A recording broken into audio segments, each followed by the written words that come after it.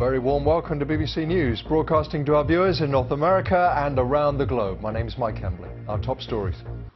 A crucial summit on climate change, a warning that much of the natural world, our civilization, risk collapse.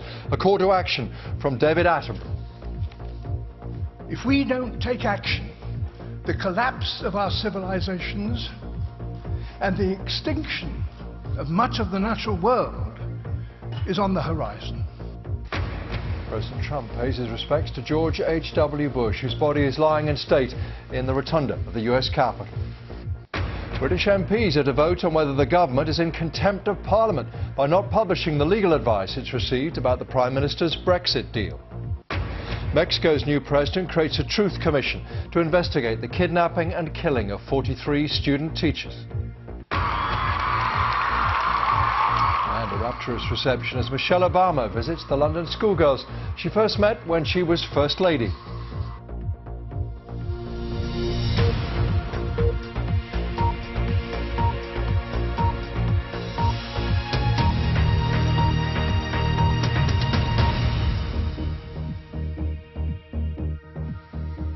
Hello, he spent his long life studying nature. He rarely speaks out so openly about what climate change is doing to the planet. But today, Sir David Attenborough told world leaders the collapse of our civilizations and the extinction of much of the natural world are on the horizon. At the start of the annual United Nations Climate Conference in Poland, Sir David said time was running out to combat what he called the greatest threat to humanity for thousands of years. Our science editor, David Shukman, was there. It's been a year of deadly fires and record heat, and also new warnings from scientists about the dangers of living in a world of rising temperatures, with the risk of many more scenes like this. We all know what's good. A social media campaign has gathered voices from around the world calling on governments to take action. Please welcome Sir David Attenborough. The campaign spokesman was given a rare chance to appeal directly to this global forum. Right now, we're facing a man-made disaster of global scale. Our greatest threat in thousands of years, climate change. If we don't take action, the collapse of our civilizations and the extinction of much of the natural world is on the horizon.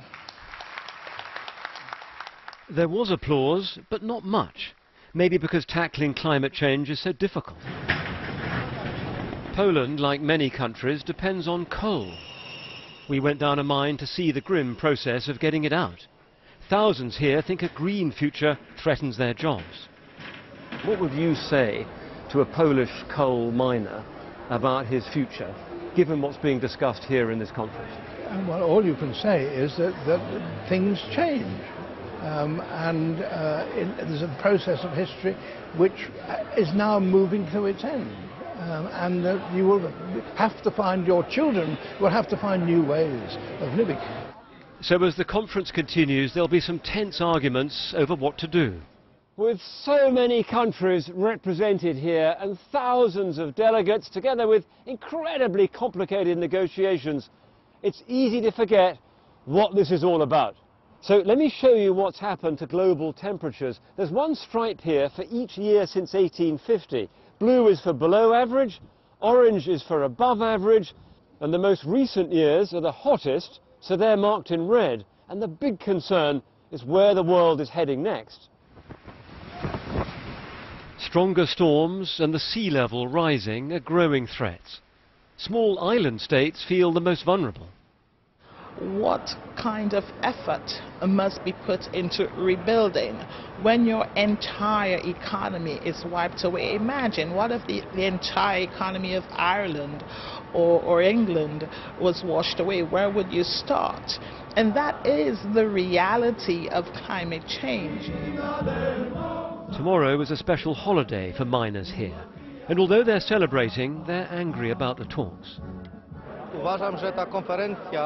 At this conference, one miner told us the ecologists should take a look at themselves and ask who contributes more to the world, them or the miners.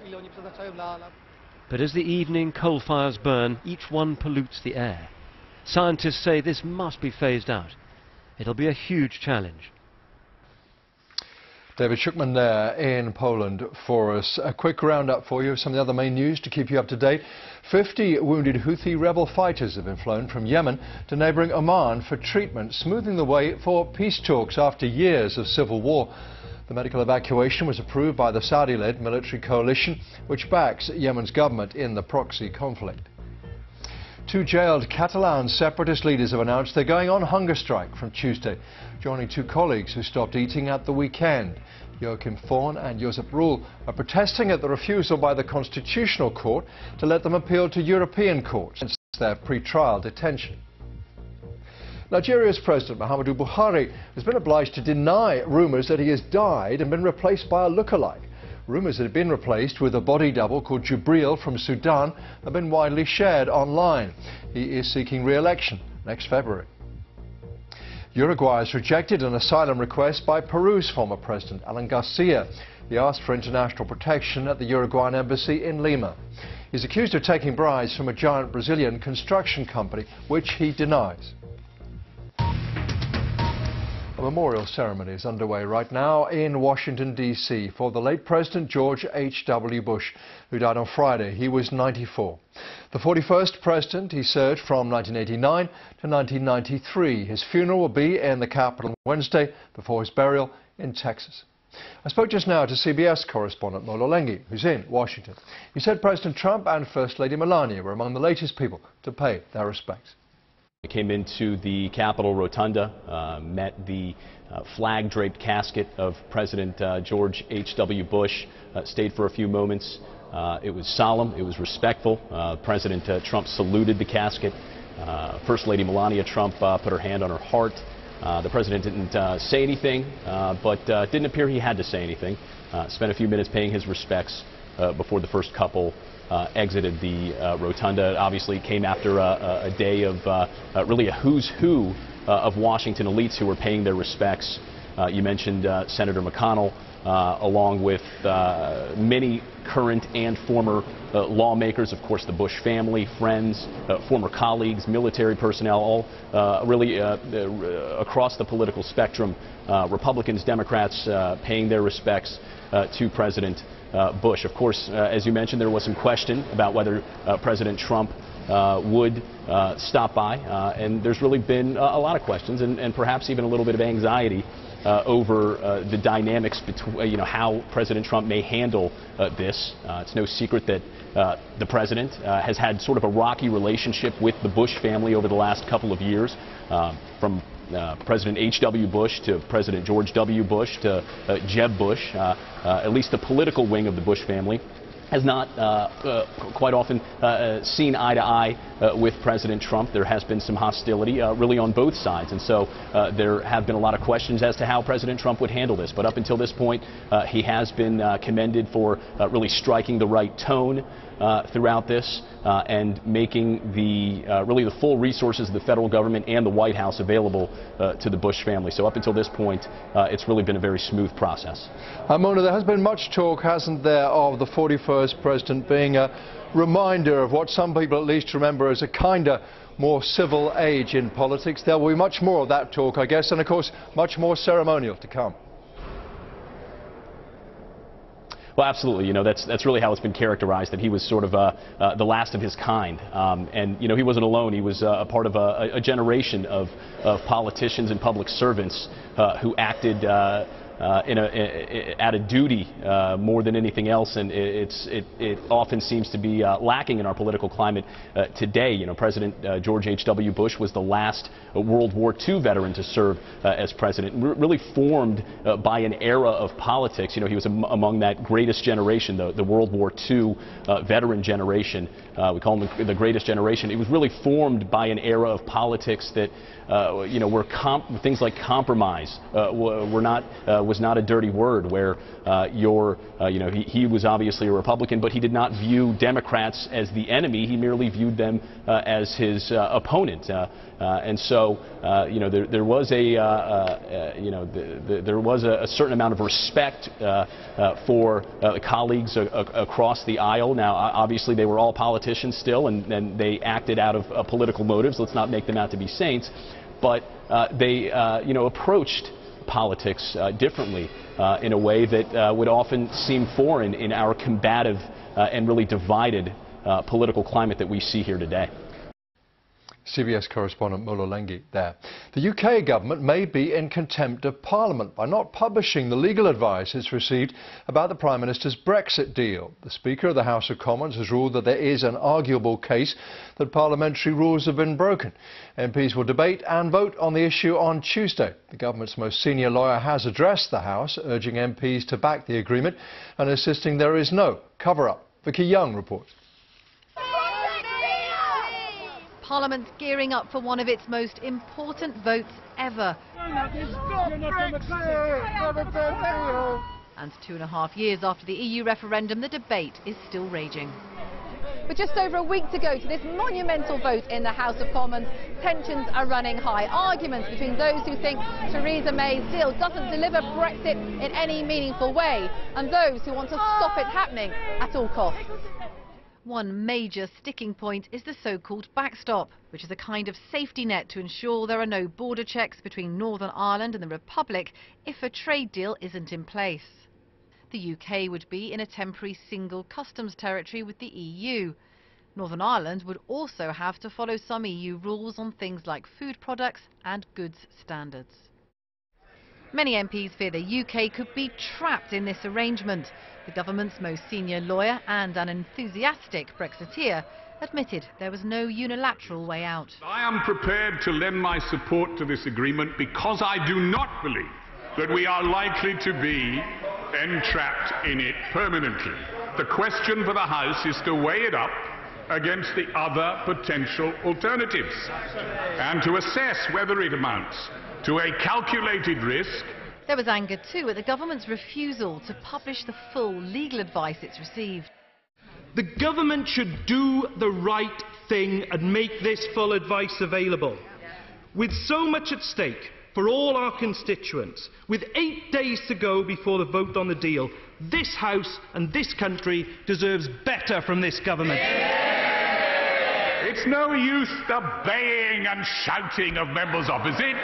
The Attorney General insisted forcefully he didn't agree. And it is time they grew up and got real. This House is descending into farce, into some kind of amateur dramatic. This is serious stuff. The Prime Minister was talking up her deal on the daytime TV sofa. It is a tough time. Telling MPs they have a duty to deliver Brexit. This is a deal that does it in a way that does look after people, does look after people's security and jobs for the future. I think what I would say to MPs, we need to hold our nerve. Will you be booking a holiday? Do you think you'll still have a job in 2 weeks' time? I will still have a job in 2 weeks' time. Theresa May's under fire from all sides. Some want another referendum.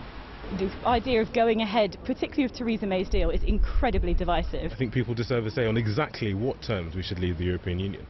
Today they delivered a petition to Downing Street signed by more than 1 million people. Brexit now! Brexit now! Just down the road, others complain that Theresa May's deal is a betrayal. It doesn't deliver on any of the opportunities that leaving the European Union will actually provide, and it just leaves us in a squalid situation. It's neither in nor out, but it's mainly in, and we don't like it. The protesters camped out here are unlikely to change their minds. Theresa May's only hope is that dozens of her own MPs will.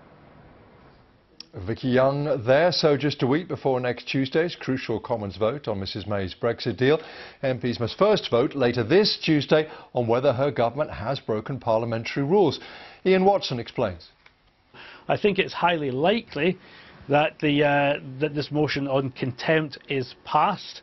It then isn't such a big deal because, as I say, it may lead to ultimately simply the suspension, if that, of a couple of ministers. The really big deal is still the meaningful vote in a week's time, but it is potentially embarrassing and a distraction for the Prime Minister, which is trying to make this deal already against a backdrop of such scepticism.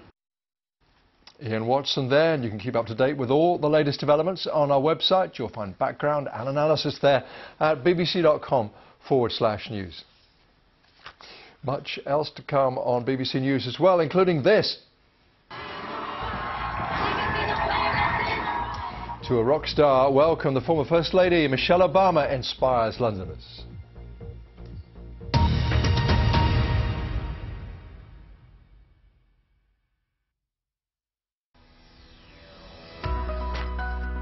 It's quite clear that the worst victims of this disaster are the poor people living in the slums which have sprung up around the factory. I am feeling so helpless that the children are dying in front of me and I can't do anything.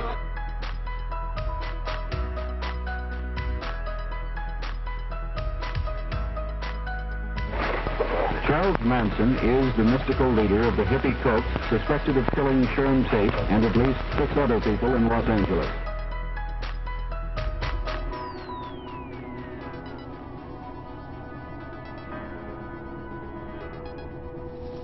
At 11 o'clock this morning, just half a metre of rock separated Britain from continental Europe. It took the drills just a few moments to cut through the final obstacle. Then Philippe Cosette, a miner from Calais, was shaking hands and exchanging flags with Robert Fatt, his opposite number from Dover.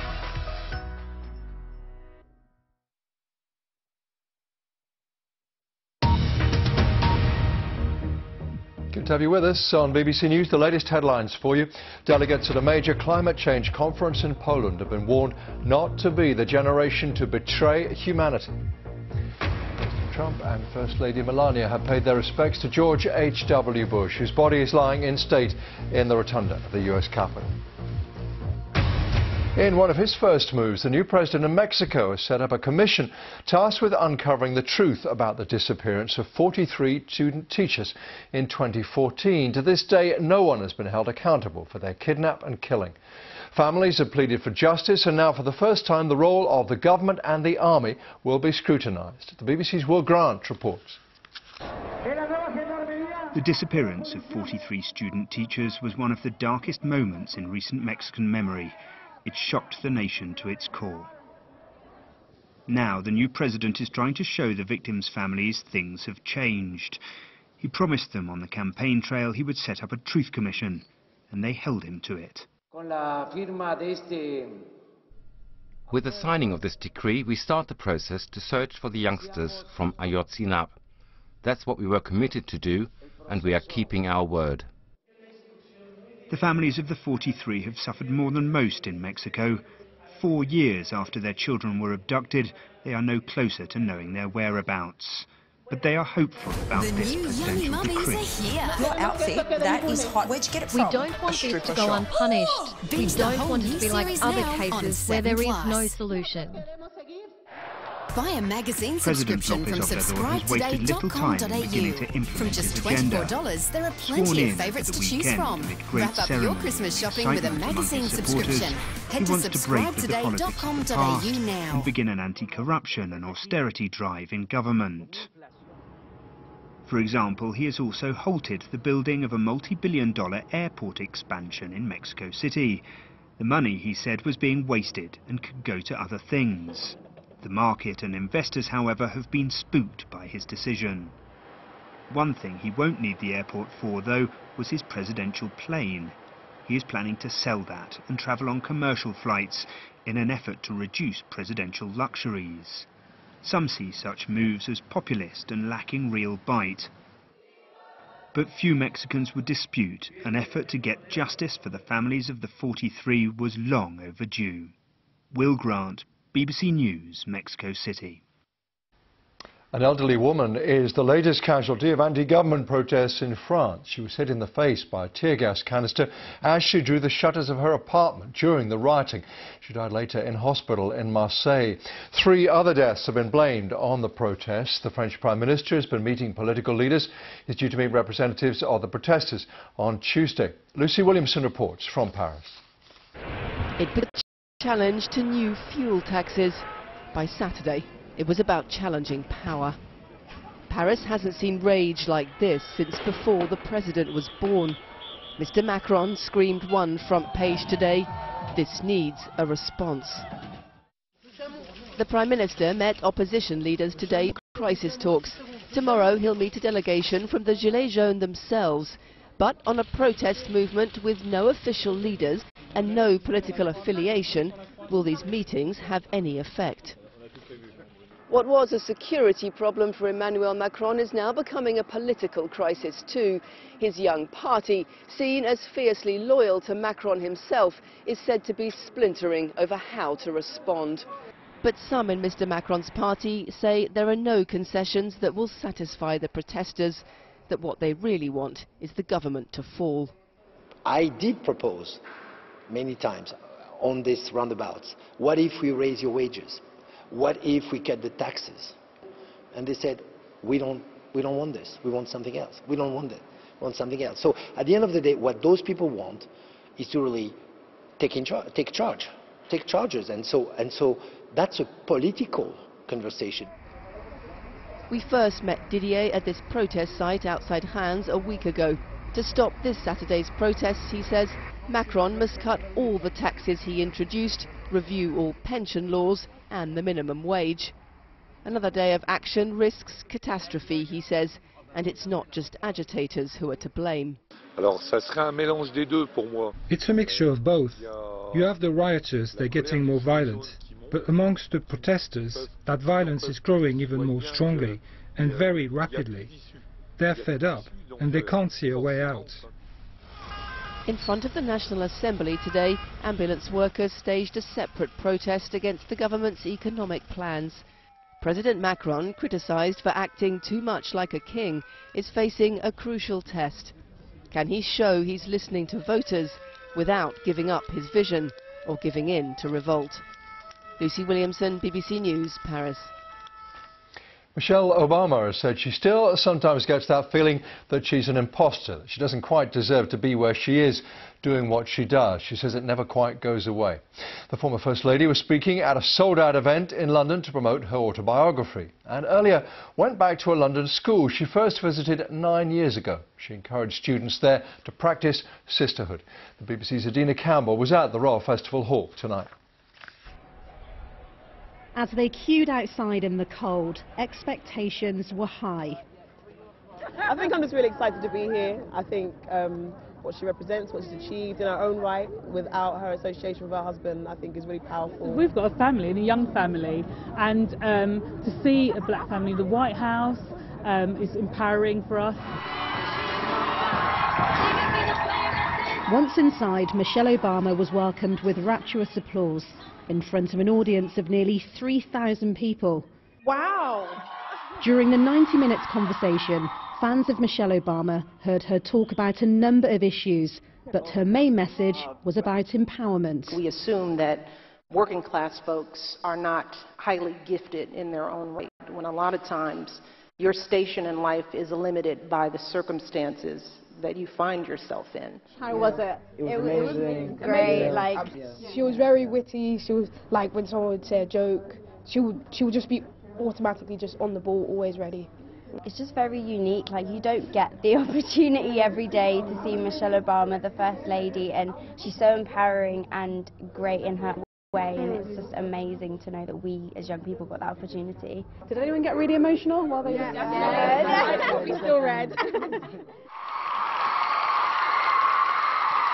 And earlier today, Mrs. Obama revisited a school in North London, a place where she says she was first inspired to focus on education during her time as the First Lady. It gives me a level of focus and determination in the work that I do when I get to see you all up close. And as I said then, you remind me of me and all the fears and all the challenges that you face. It's not just these girls who are inspired by Michelle Obama's personal story. Her journey from a working-class neighborhood in Chicago all the way to the White House has captivated millions of people all over the world. It was really good and inspiring. It was just so amazing to see Michelle Obama up so close. And how did you find today's assembly? It was really inspiring to her as a role model. and to remember the past memories that she created with us in our school. A role model for girls past and present. She may no longer be the First Lady, but Michelle Obama continues to be an inspiration for many. Adina Campbell, BBC News. 3 astronauts have docked at the International Space Station. It's the first crewed Soyuz rocket launch since a dramatic failure in October. The trio from the United States, Canada and Russia will spend the next 6.5 months on board. You may remember the previous mission in October was aborted when a booster failed, forcing the 2 astronauts to make a rapid emergency landing. Investigators blamed a faulty sensor damage during assembly in Kazakhstan. The Ballon d'Or for the world's best male football player has been won by Luka Modric of Croatia. It's the first time in 10 years that the prize awarded by France Football has not gone to Cristiano Ronaldo or Lionel Messi. And the Norwegian striker Ida Hegerberg has become the first winner of a new prize, the Women's Ballon d'Or. She won this year's Champions League with her club Lyon. Much more on that, more on all the news anytime on the BBC website. And you can reach me and most of the team on Twitter. I'm at BBC Mike Embley. That's it for now. Thank you for watching.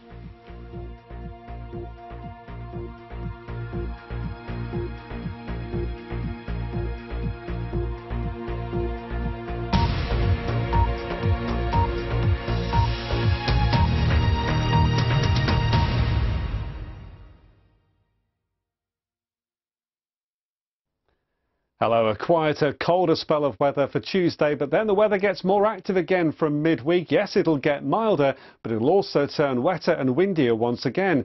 But at least for Tuesday, we are in a gap between weather systems. Here's the next one coming in. Really isn't much of an issue, though, until we get to Tuesday night and Wednesday.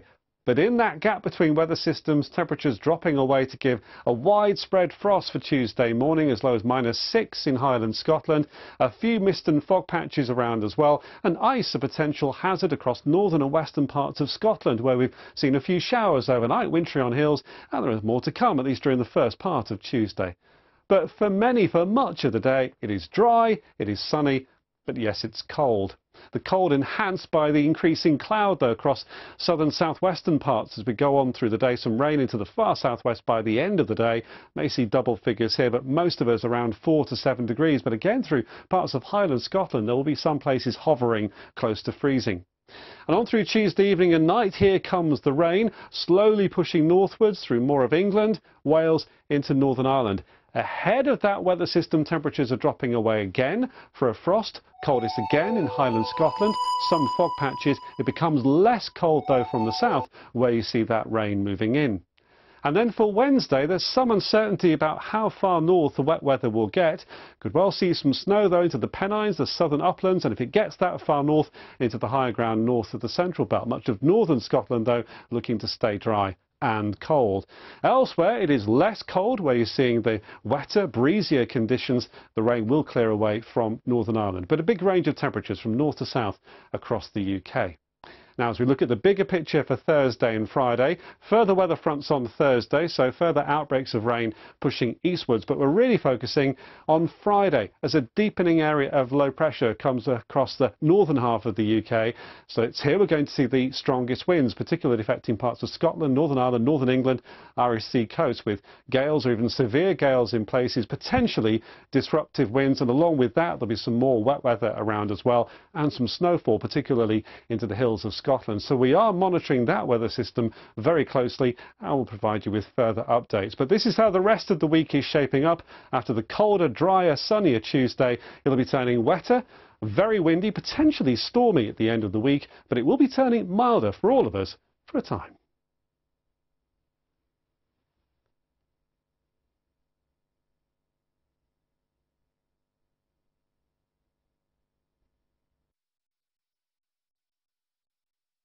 I'm Catty Kay in Washington. I'm Christian Fraser in London. Let's start with the European Union, Brexit, Russian interference, Donald Trump's Twitter feed. We'll move on. I think there are going to be a lot of questions now. Yeah. I think it's going to be fascinating to watch. We're nearly out of time. This is a big deal. Beyond 100 Days, Monday to Thursday on the BBC News Channel.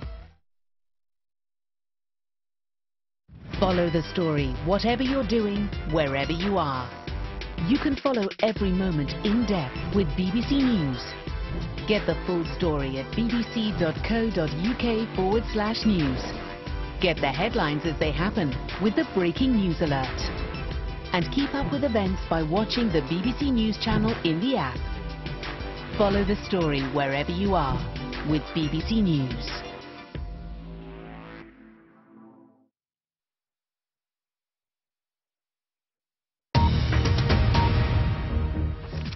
Latest headlines for you from BBC News. The UN Secretary-General Antonio Guterres has told the UN Climate Summit in Poland the world is still not doing enough fast enough to prevent catastrophic climate change.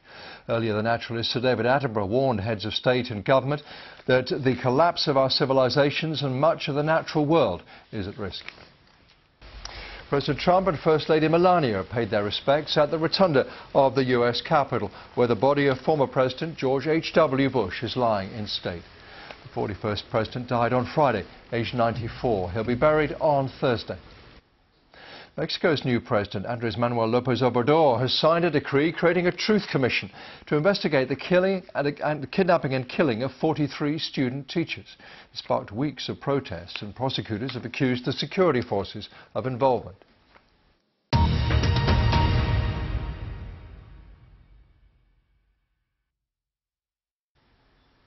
The number of working people living in relative poverty is the highest in 20 years, according to a new report by the Joseph Rowntree Foundation.